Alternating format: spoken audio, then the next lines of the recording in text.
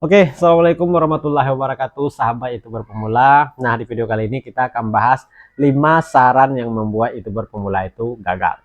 Nah, jadi yang membuat youtuber pemula gagal itu bukan karena kehabisan ide konten atau jarang upload atau tidak mendapatkan subscriber lalu dia gagal. Tidak ya teman-teman. Tapi youtuber pemula itu gagalnya karena menerima 5 saran yang salah. Nah, sekarang apa 5 saran yang salah yang sering kita dengar sebagai youtuber pemula yang malah membuat kita gagal? Bukannya malah berkembang, tapi kita malah gagal ya teman-teman. Dan juga 5 saran ini juga pernah membuat saya hampir gagal ya menjadi seorang youtuber pemula. Jadi bukan teman-teman saja. Oke, jadi kita langsung saja. Saran yang pertama yang membuat youtuber pemula itu gagal adalah editing video harus bagus.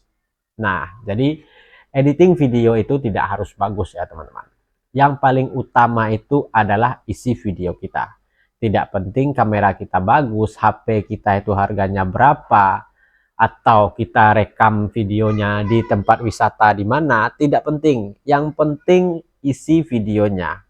Banyak kok HP yang rekamannya hanya blur, tidak jelas, tapi isi videonya jelas. Apa tujuan videonya? Menceritakan tentang apa?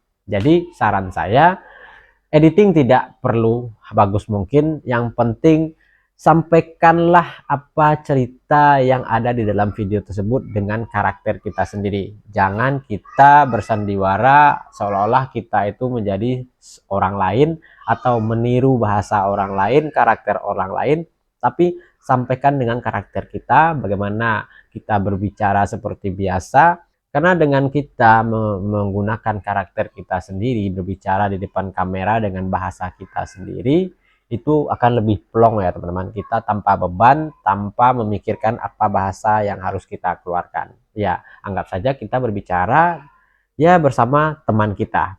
Sehingga ketika kita menyampaikan dengan karakter kita itu, penyampaiannya akan lebih tersampaikan kepada orang yang menontonnya.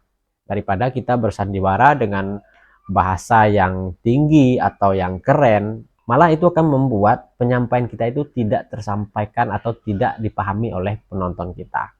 Nah, jadi yang pertama, editing harus bagus. Kalau menurut saya itu kurang pas ya teman-teman. Nah, yang kedua saran yang membuat youtuber pemula itu sering gagal adalah SEO atau optimasi video. Nah, apakah optimasi video penting? Kalau menurut saya dikatakan penting, juga tidak, dikatakan tidak, iya, tidak penting-penting sekali. Tapi terkadang ada yang menyampaikan SEO adalah kunci utama sebuah video. Sebelum diupload, kita harus SEO atau optimasi video kita terlebih dahulu. Rekomendasi YouTube itu setiap 6 bulan sekali itu berubah-ubah ya teman-teman. Membuat judul harus sesuai dengan kata kunci. Tapi sekarang teman-teman bisa lihat sendiri, banyak kok video-video yang judulnya ya bahasanya asal-asalan saja. Yang penting sekarang itu bagaimana kita membuat judul yang menimbulkan pertanyaan atau penasaran pada penonton. Dan juga bagaimana kita membuat sebuah thumbnail yang membuat penonton itu penasaran. Sehingga penonton ingin saja mengklik thumbnail kita tersebut. Nah, setelah penonton ingin mengklik thumbnail kita, tentunya mereka masuk ke dalam sebuah video kita. Dan di situ kita juga harus menyiapkan video yang bagus, alur cerita yang bagus, apa video kita, tujuannya apa, temanya apa, edukasi atau sebuah hiburankah. Kita harus memikirkan juga bagaimana supaya penonton itu betah menonton video kita.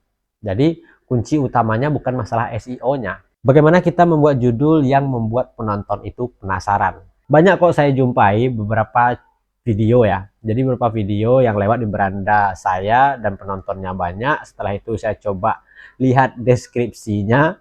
Ternyata di bagian deskripsinya kosong. Tidak ada apa-apa. Tidak ada hashtag, tidak ada kata kunci, atau tidak ada yang mengandung kata kunci. Intinya deskripsinya hanya kosong. Tapi kenapa video itu bisa mendapatkan penonton yang banyak? Ya, kuncinya ada pada judul dan juga pada thumbnail. Buatlah bahasa thumbnail sebagus mungkin yang membuat penonton itu penasaran ketika membaca thumbnail kita itu tadi. Nah, jadi itu yang kedua ya teman-teman. Yang ketiga saran yang membuat youtuber pemula itu gagal adalah nggak apa-apa jarang upload, yang penting kualitas videonya bagus. Nah, bagi saya itu kurang tepat ya teman-teman. ketika kita membangun algoritma, kita itu harus aktif upload video setiap hari. Ketika kita di awal menjadi seorang YouTuber pemula itu, kita harus aktif upload setiap hari supaya algoritma dari video kita itu terbentuk. Jangan kita ikutin orang yang upload sekali sebulan, tapi teman-teman melihat ketika mengupload dia langsung mendapatkan penonton, yaitu artinya algoritma dari videonya sudah terbentuk. Orang sudah percaya dengan video mereka. Orang sudah tanda kalau video ini topiknya seperti ini. Orang sudah tahu video itu mungkin menghibur. Makanya ketika mereka dia upload, ya orang sudah tahu apa isi videonya. Tapi ketika kita sebagai YouTuber pemula, orang belum tahu apa isi video kita. Nah, sehingga kita harus butuh kepercayaan dulu kepada penonton, sehingga penonton itu tahu ini loh tema yang kita bahas. Nah, jadi ketika kita sebagai YouTuber pemula, kalau kita upload ya 1 kali sebulan, bagi saya kurang cocok ya. Minimal kita harus upload 3 video dalam 1 minggu. Itu minimal ya teman-teman. Nah, yang terakhir saran yang sering membuat YouTuber pemula gagal itu adalah bahasa terlalu tinggi. Nah, jadi ini sering juga saya dengar ya, ketika kita menyampaikan sebuah cerita atau segala macam di video kita, kita harus menggunakan bahasa yang sedikit berpendidikan atau intelektual, atau agak sedikit ada bahasa-bahasa Inggrisnya, supaya kita itu terlihat lebih senior gitu. Kalau bagi saya sih itu tidak masuk dalam ya kategori ya. Malah ketika kita menyampaikan sesuatu dengan karakter kita, dengan bahasa kita yang gamblang, tanpa kita itu harus bersandiwara kalau kita itu seolah-olah senior, profesional sebagai seorang YouTuber, berarti kita harus menyampaikan bahasa-bahasa yang sedikit agak tinggi, malah itu akan membuat penonton kita sepi. Karena apa?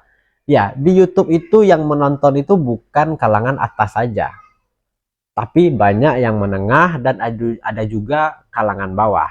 Nah, saran saya lebih bagusnya kita menggunakan bahasa keseharian, sehingga bahasa ini bisa diterima oleh penonton dari kalangan bawah, menengah, dan juga kalangan atas.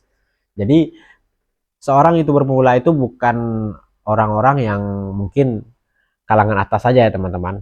Malah banyak sahabat YouTuber pemula itu kalangan dari menengah dan juga kalangan bawah. Nah, jadi kita berbahasa ya bahasa keseharian saja supaya lebih mudah dicerna. Oke? Jadi itulah 5 saran yang sering membuat YouTuber pemula itu gagal. Buat teman-teman, jangan sampai gagal juga ya. Semoga ini bermanfaat.